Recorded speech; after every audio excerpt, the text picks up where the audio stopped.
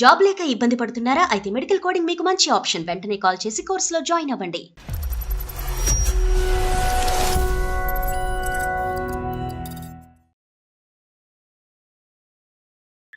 Once marriage అయిన తర్వాత time అంటూ ఇచ్చేవాడే కాదు. తను బిజీగా ఉంటూ ఉండేవాడు. అసలు నన్ను పట్టించుకునేవాడు కాదు. ఎంత చెప్పినా వినేవాడు కాదు అని అలా పరిగెడుతూ ఉండేవాడు. ఇంకా విసుకొచ్చేసింది సార్ లాస్ట్ కి. ఇంట్లో వాళ్ళందరూ కూర్చోబెట్టి మాట్లాడి మ్యూచువల్ గా డైవర్స్ తీసుకున్నాం సార్, ఇద్దరం ఫ్యామిలీ మెంబర్స్ అందరు.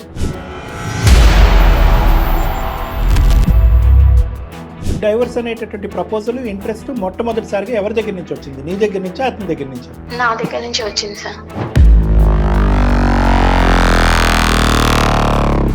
ఇంట్లో వాళ్ళు ఒప్పించి నాకు సెకండ్ మ్యారేజ్ చేశారు సార్. ఇది ఎప్పుడు? డైవర్స్ అయిపోయిన తర్వాత 6 months తర్వాత చేశారు సార్. తను వర్క్ లో ఉంటున్నారు అని అలా అనుకుని తనకి డైవర్స్ ఇచ్చాను. దీని ఇంకా చాలా ఘోరం సార్. ఏమైందమ్మా ఇతనికి? ఇతను ఇంకా అసలు ఇంకా పట్టించుకోవడం కాదు సార్. గర్ల్ ఫ్రెండ్స్, ఇంకా పబ్బులు,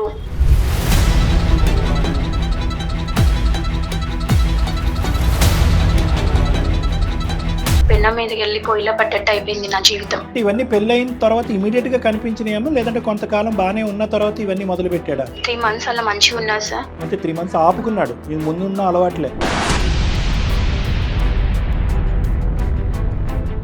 నాకు డ్రైవర్స్ ఇచ్చేసే వెళ్ళిపో, నిన్నెవరు అంటున్నారు, నువ్వు కూడా వెళ్ళు, ఎవరితో నిన్న వెళ్ళు అని చెప్పేసి మాట్లాడతారు సార్. ఈ మధ్య ఫస్ట్ హస్బెండ్ కి ఒకసారి వెళ్తూ ఉంటే రోడ్ మీద కనిపించారు సార్. కనిపించినప్పుడు హ్యాపీగా ఉన్నావా అని అడిగారు సార్. అతను పెళ్ళి అవ్వలేదమ్మా? అతను మ్యారేజ్ చేసుకోలేదు సార్. ఆ అబ్బాయి చూడండి తెలివైన వాడు, ఇంకా చేసుకోలేదు. ఏమన్నాడమ్మా? సార్ ఇలా ఉంది, నా లైఫ్ ఇలా ఉంది అని అంటే పర్లేదు నిన్ను యాక్సెప్ట్ చేస్తాను అన్నాడు సార్. తను ఫస్ట్ హస్బెండ్ నన్ను యాక్సెప్ట్ చేస్తానని చెప్పాడు సార్.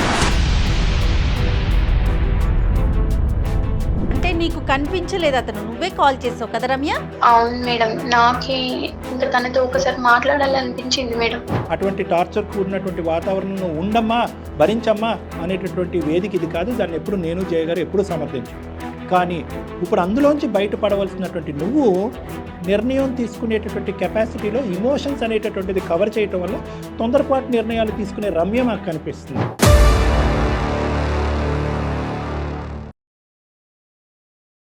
అందమైన జీవితం కార్యక్రమానికి స్వాగతం. నమస్తే కళ్యాణ్ గారు. నమస్తే జయ గారు. కళ్యాణ్ గారు, రమ్య అనే ఒక అమ్మాయి మనకి మెయిల్ చేశారు. ఒక సమస్య, దాంట్లో నుంచి బయటపడేసరికి ఇంకొక సమస్య. ఏది తప్పు ఏది కరెక్టు అనేది తను అసలు నిర్ణయించుకోలేకపోతుంది. కన్ఫ్యూజన్లో ఉంది, ఏం చేయాలో అర్థం కాక మనల్ని అప్రోచ్ అయ్యింది. ఒకసారి కాల్ చేసేస్తానండి.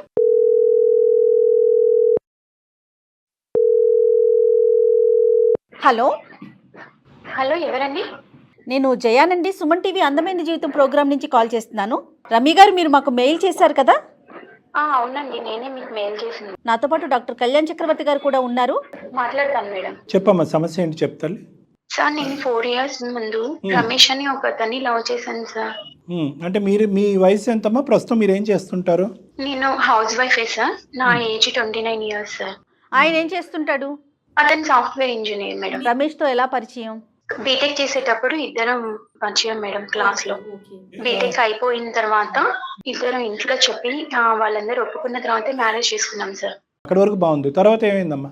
మ్యారేజ్ చేసుకునే ముందు అంతకుముందు హ్యాపీగా అంత బాగా చూసుకునేవాడు, హ్యాపీగా ఉండేవాళ్ళము. వన్స్ మ్యారేజ్ అయిన తర్వాత టైం అంటూ ఇచ్చేవాడే కాదు. తను బిజీగా ఉంటూ ఉండేవాడు. అసలు నన్ను పట్టించుకునేవాడు కాదు.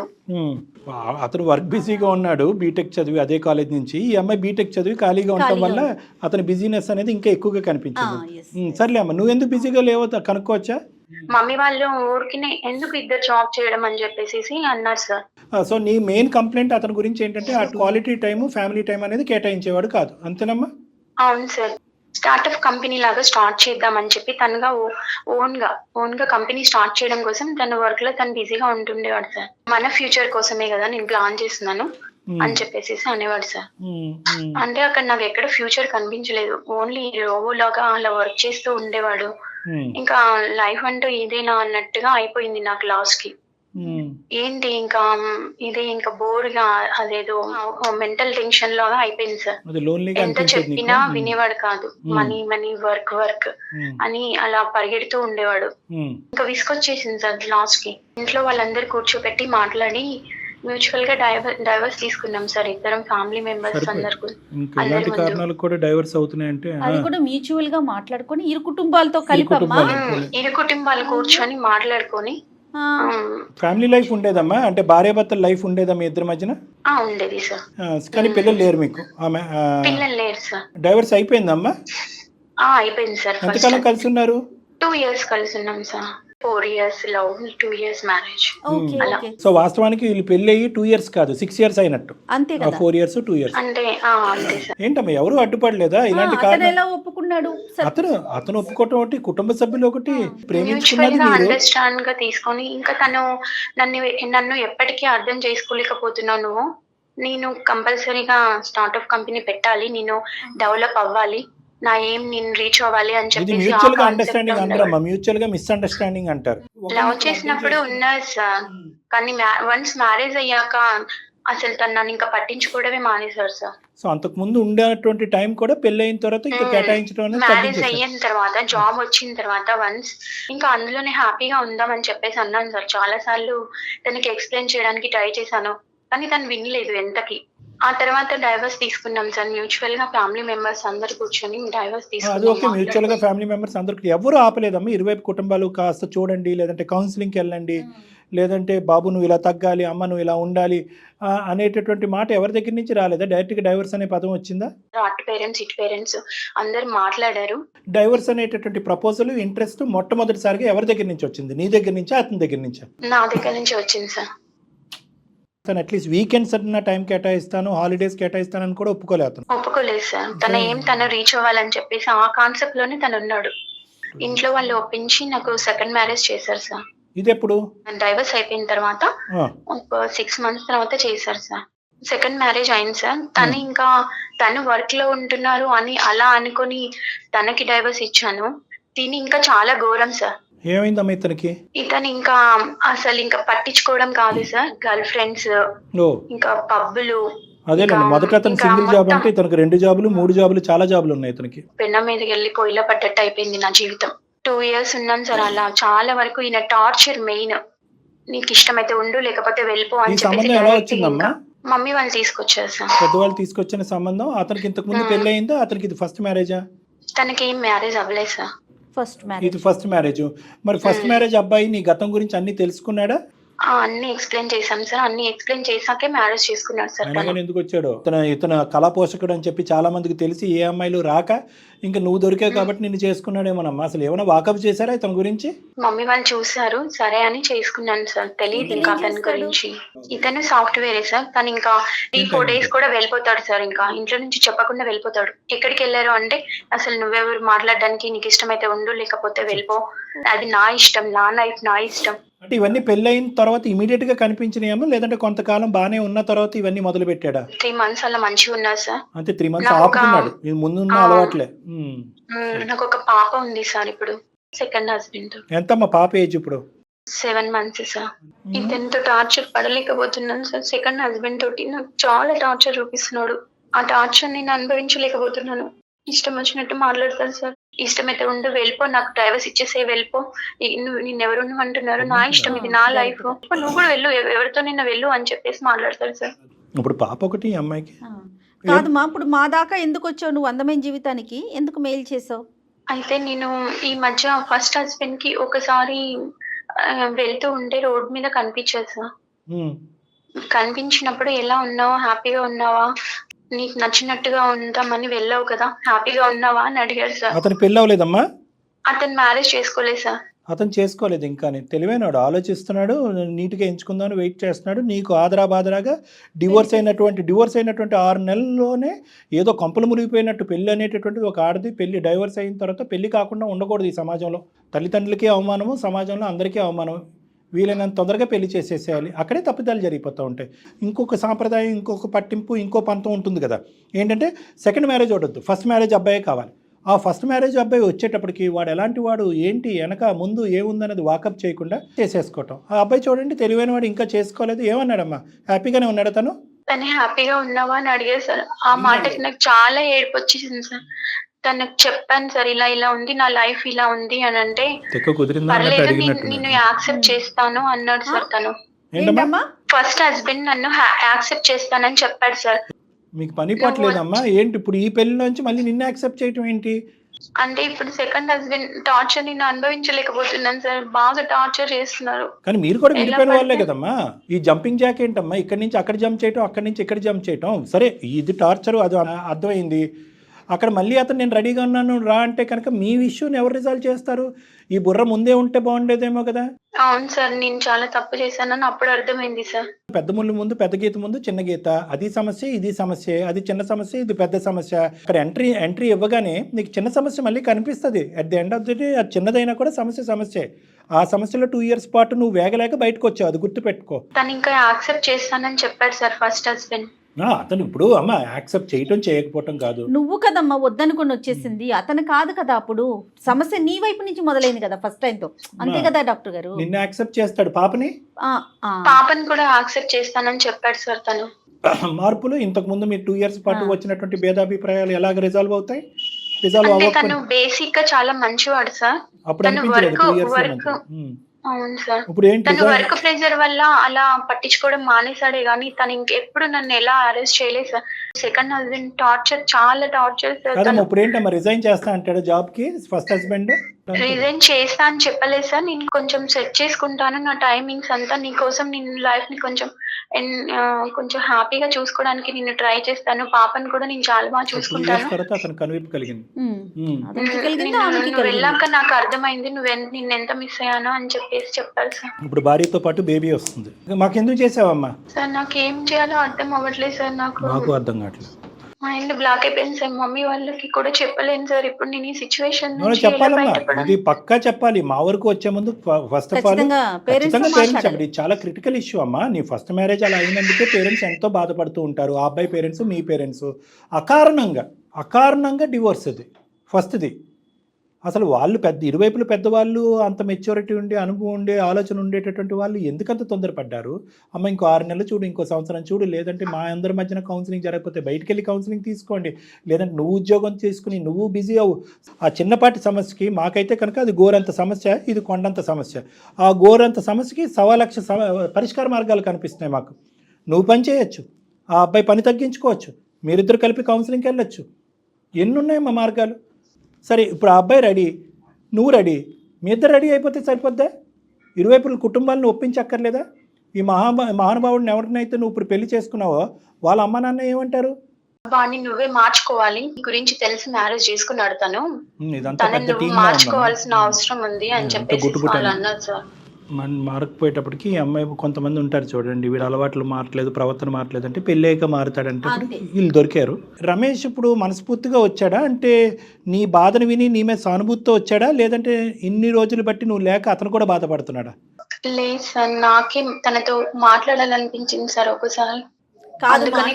కనిపించలేదు అతను, నువ్వే కాల్ చేసావు కదా రమ్య? అవును మేడం, నాకే ఇంకా తనతో ఒకసారి మాట్లాడాలనిపించింది మేడం. రమ్య నాకు ఒకటి అనిపించింది, ఇప్పుడు మీరు లవ్ మ్యారేజ్ చేసుకున్నప్పుడే మీ పేరెంట్స్ నీ పేరెంట్స్ ముఖ్యంగా కూర్చొని మాట్లాడారు కదా, మరి ఇది అరేంజ్డ్ మ్యారేజ్. ఇక్కడ ఇష్యూ అయినప్పుడు నీ పేరెంట్స్కి చెప్పాల్సింది కదా రమ్య నువ్వు ఒకసారి. వాళ్ళ అత్త మామూలుగా చెప్పింది, వాళ్ళు ఏమొచ్చి హ్యాండ్స్ అప్ మేమేమి చేయలేము ఇక్కడ, మార్చుకుంటే కనుక నువ్వే మార్చుకో అని చెప్పి వాళ్ళు తప్పించుకున్నారు. అది కామన్ కదా డాక్టర్ గారు? పోలీస్ కంప్లైంట్ చేశాను, హరాస్మెంట్ చేస్తున్నారు ఇలా అని చెప్పేసి మా మమ్మీ వాళ్ళు మేము అందరం కలిసి మాట్లాడాం సార్. అయినా కానీ తనలో కొంచెం కూడా చేంజ్ లేదు సార్. ఆల్రెడీ ఫస్ట్ మ్యారేజ్ అలా అయిపోయింది, అట్లీస్ట్ సెకండ్ మ్యారేజ్ నైనా కాపాడుకుందాం, ఇలా హ్యాపీగా ఉండొచ్చు అని చెప్పేసి దాకా కూడా వెళ్ళారు. అవును మేడం. అంటే ఫైనల్ గా పేరెంట్స్ కి తెలిసింది, పోలీస్ కంప్లైంట్ ఇచ్చారు. పోలీస్ కంప్లైంట్ ఇచ్చినా కూడా అతనిలో మార్పు లేదు. పాప ఉంది కాబట్టి నువ్వు ఇవన్నీ అనుభవిస్తూ అక్కడే ఉన్నావు, అంతే కదమ్మా? అవును సార్. అటు పేరెంట్స్ ఇటు పేరెంట్స్ తనతో మాట్లాడడం జరిగింది, అంతా అయిపోయింది. అయినా కానీ తనలో కొంచెం కూడా చేంజ్ లేదు. నీకు ఇష్టమైతే ఉండు, లేకపోతే వెళ్ళిపో అని చెప్పేసి ఎలా పడితే అలా మాట్లాడుతున్నారు సార్. ఇక్కడ నీ సైడ్ నుంచి, మీ కుటుంబ సభ్యుల సైడ్ నుంచి చాలా తప్పులు ఉన్నాయమ్మా. ఇప్పుడు వెనక్కి తిరిగి చూసేటప్పటికి ఇక్కడ నిజంగా మనసున్న మనిషి ఎవరన్నా ఉన్నాడంటే కనుక రమేష్ అనిపిస్తుంది నాకు. నిజంగా నీది తప్పే. ఇప్పుడు వచ్చినటువంటి అబ్బాయి యొక్క ఆలోచన శైలి మాత్రం చాలా దుర్మార్గత్వం. అతను మారుతాడని నేనైతే అనుకోవట్లేదు.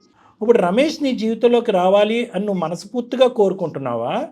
ఈ వేడి తట్టుకోలేక, ఈ సమస్యను భరించలేక, బిడ్డతో పాటు నా జీవితం సర్వనాశనం అయిపోద్ది అని చెప్పి ఆ వేడిలోంచి ఒక చల్లదనం కావాలి. కాబట్టి రమేష్ యొక్క పనితనం కానీ, అతని యొక్క ఆలోచన శైలి, అతని వ్యక్తిత్వాన్ని తర్వాత చూసుకుందాం, ఇప్పటి వరకు అయితే కనుక ఇక్కడ పరిగెట్టుకుని వచ్చేద్దాం అన్నట్టుగా వస్తున్నావా? అంటే నేను కూడా బీటెక్ చేశాను సార్. ఒకవేళ తను కలవకపోతే మళ్ళీ రమేష్ నాతో, నేను కూడా జాబ్ చేసి పాపను చూసుకుందాం అన్న డెసిషన్ కి వచ్చాను సార్ లాస్ట్ కి. ఒకవేళ రమేష్ ఎస్ అన్నా నో అన్నా కూడా మీరైతే ఇతనితో సెపరేట్ అయిపోవటానికి రెడీగా ఉన్నారు, అంతేనా? అంతే మేడం. ఇప్పుడు రమేష్కి నీ మీద ఉన్న ప్రేమతో పాపని యాక్సెప్ట్ చేస్తా అన్నాడు. అది గుర్తుపెట్టుకో. రమేష్కి ఇప్పుడు ప్రత్యేకమైనటువంటి నీ బిడ్డ మీద ఏమీ అంత గొప్ప ప్రేమ అవేమీ పుట్టుకురావు. దయచేసి ఆ అంశాన్ని పక్కన పెడదాము. ఈ సెకండ్ వచ్చినటువంటి వ్యక్తి యొక్క జీవితం అతనితో పాటు ప్రయాణం అయితే మాత్రం కొనసాగించాలని అనుకోవట్లేదు. అతను కూడా నిన్ను ఉంచుకోవాలని అనుకోవట్లేదు. అతని అలవాట్లకి, ఆలోచనలకి ఎవరిని అడ్డుపడితే కనుక గెట్అవుట్ అంటున్నాడు. కాబట్టి బహుశా ఇందులోంచి బయటపడటమే కరెక్ట్ అని నువ్వు అనుకున్నావు, అంతేనమ్మా? అవును సార్. అక్కడైతే ఉండమని మేము చెప్పమమ్మా. అది 2వ పెళ్ళైనా, 3వ పెళ్ళైనా, 10వ పెళ్ళైనా అటువంటి టార్చర్ కూడినటువంటి వాతావరణంలో ఉండమ్మా, భరించమ్మా అనేటటువంటి వేదిక ఇది కాదు. దాన్ని ఎప్పుడు నేను జయగారు ఎప్పుడు సమర్థించాం. కానీ ఇప్పుడు అందులోంచి బయటపడవలసినటువంటి నువ్వు నిర్ణయం తీసుకునేటటువంటి కెపాసిటీలో ఇమోషన్స్ అనేటటువంటిది కవర్ చేయటం వల్ల తొందరపాటు నిర్ణయాలు తీసుకునే రమ్య మాకు కనిపిస్తుంది. కాబట్టి ఈసారి నువ్వు తీసుకునేటటువంటి నిర్ణయానికి మాలాంటి పెద్దల యొక్క తోడ్పాటు అనేది చాలా ఇంపార్టెంట్. కుటుంబ సభ్యుల యొక్క ఆలోచన అనేది కూడా చాలా ఇంపార్టెంట్. దీంతో పాటు పాప భవిష్యత్తు కూడా పాప భవిష్యత్తు కదా అంతే. డాక్టర్. ఇప్పుడు మళ్ళీ ఈ వాతావరణంలోకి వెళ్ళాక కొత్త వాతావరణం ఒక నెల రోజుల పాటు రమేష్ మళ్ళీ నువ్వు వెనక్కి వచ్చావు కాబట్టి నీతో చాలా టైం స్పెండ్ చేసి అంతా మారిపోయినట్టుగా ఉండి, మళ్ళీ ఒక నెల రోజుల తర్వాత మళ్ళీ అతను స్టార్టప్ అనుకుంటూ ఆ పనిలో స్పీడ్గా బిజీ అయ్యి, ఇదేంటి మళ్ళీ నాకు ఇతను టైం స్పెండ్ చేయట్లేదని చెప్పి ఇంకో విడాకులు తీసుకోవడానికి నువ్వు ప్రయత్నం చేసావు అనుకో, అర్థం లేనటువంటి వ్యవహారం అవుతుంది. ఇంకా పెళ్లి విడాకులు ఇదే కాన్సెప్ట్ అయిపోతుంది తన జీవితం అంతా కూడా. ఇప్పుడు వరకు అయితే కనుక స్టెప్ బై స్టెప్ అని అంటానమ్మా. పర్లేదు, నెల రోజులు పట్టినా, 6 నెలలు పట్టినా, సంవత్సరం పట్టినా, మేము పాత ప్రేమికులకు పెళ్లి చేసుకున్న తర్వాత విడాకులు తీసుకున్నాం, మళ్ళీ టైం గ్యాప్ ఎందుకండి, రేపో మాపో పెళ్లి చేసేసుకుంటాం అంటే కనుక అది కరెక్ట్ కాదు. నాకు ఇప్పుడు ప్రధానంగా ఏంటంటే you have to take time and step wise ముందుకెళ్ళటం అనేది మంచిది. మొదటిసారి జరిగినటువంటి ప్రాబ్లం ఏంటంటే ఆ డైవర్స్ అనేటటువంటి వాడి వేడి ఆ ఇమోషన్ నుంచి పూర్తి స్థాయిలో నువ్వు నీ కుటుంబ సభ్యులు బయటకు రాకుండానే ఒక పెళ్లి సంబంధం ఎతికారు. వెనక ముందు ఆలోచించకుండా, పూర్వపరాలు తెలుసుకోకుండా పెళ్లి చేసుకుని పప్పులో కాలేశారు. ఫస్ట్ నీ ప్రధానమైనటువంటి కర్తవ్యం ఏంటంటే స్మూత్గా, సేఫ్గా ఈ మ్యారేజ్లోంచి ఎలా బయటకు రావాలి అనేటటువంటి ఫస్ట్ అది నీ ప్రైమరీ ఎజెండా. నువ్వేంటంటే నెంబర్ 2ని నెంబర్ 1 స్థానంలో, నెంబర్ 1ని నెంబర్ 2 స్థానంలో ఆలోచిస్తున్నావు. మళ్ళీ అదే కన్ఫ్యూజన్ జరుగుతుంది ఇక్కడ స్లో డౌన్. నీ ఇమోషన్స్ అనేది పక్కన పెట్టు. నువ్వు డిప్రెషన్లో ఉంటే నా దగ్గరికి ట్రీట్మెంట్కి రా, నీ డిప్రెషన్ క్లియర్ చేస్తాను. చక్కటి నిర్ణయాలు తీసుకొచ్చి ఆ డిప్రెషన్ క్లియర్ అవుతాయి.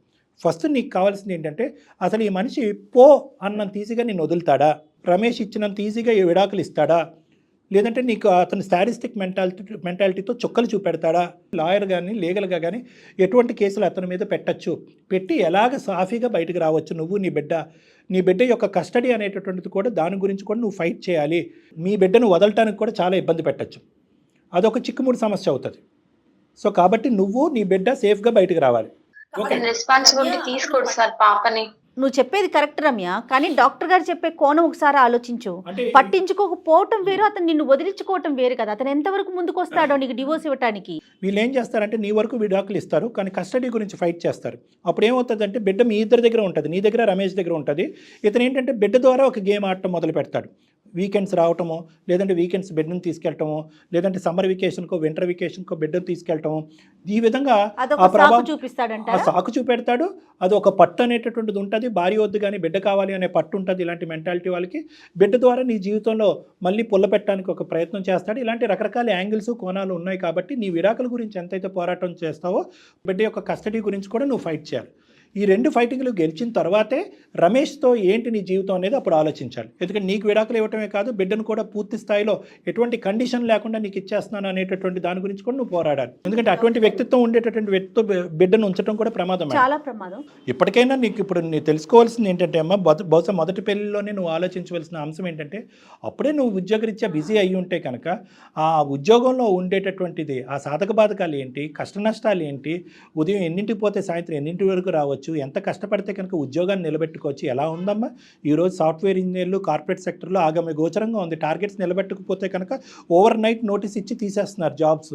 ఇప్పటికైనా నువ్వు ఉద్యోగం అనేటటువంటి దాంట్లో వెళ్ళి స్లోగా సాఫీగా ఇందులో బయటకు వస్తూ ఫైనాన్షియల్గా స్టెబిలైజ్ అయ్యి రమేష్తో కూడా నాతో ఒకసారి మాట్లాడిపించమ్మా.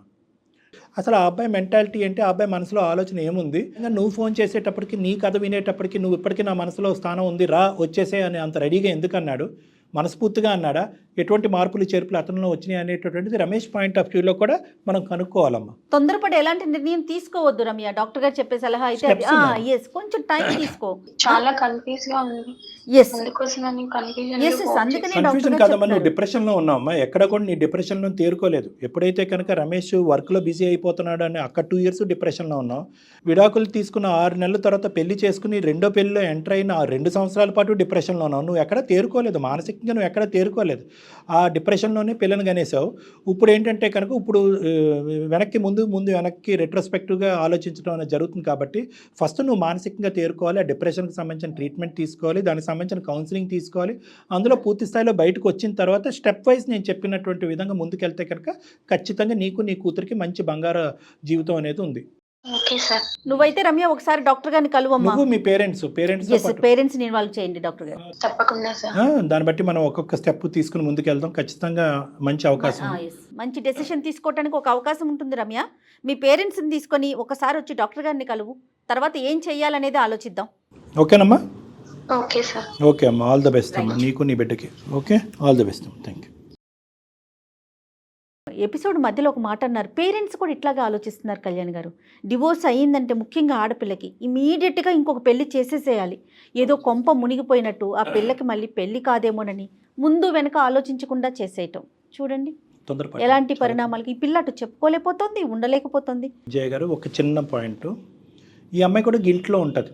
అరే నేను లవ్ చేసినటువంటి వ్యక్తి ఇలా అయిపోయాడు కదా, తల్లిదండ్రులకి పూర్తి హక్కులు ఇచ్చేద్దాం, 2 రోజుల్లో పెళ్లి చేసిన 6 నెలలు పెళ్లి చేసిన ప్రతిదానికి సై అంటే సై అని తలుపుదాం అని చెప్పి ఈ ఆడపిల్లలు లొంగిపోతారు, మానసికంగా చిదిలం అయిపోతారు. తల్లిదండ్రులు ఏంటంటే ఈ లవ్ మ్యారేజెస్ ఫెయిలియర్ కాబట్టి అరేంజ్ మ్యారేజ్ అని చెప్పి ఆదరాబాదరాగా ఒక 4-5 చూస్తారు, ఒకటి సెలెక్ట్ చేస్తారు. ఇప్పుడు సపోర్ట్ చేస్తే పేరెంట్స్ ఓకే, సపోర్ట్ చేయకుండా రిజెక్ట్ చేశారనుకోండి, ఇలాంటి వాళ్ళ ఆలోచన ఇంకెక్కడికెక్కడికో వెళ్ళిపోతుంది. ఇంకెందుకు నాకు ఈ లైఫ్ అన్న థాట్కి వెళ్ళిపోతారు కదండి. అదొక మెయిన్ పాయింట్ ఏమో బహుశా. రైట్ కళ్యాణ్ గారు, ఒకసారి చూద్దాం మీతో మాట్లాడిన తర్వాత నెక్స్ట్ ఏం చేద్దాం అనేది ఆలోచించండి. తప్పకుండా. నమస్తే. నమస్తే మేడం.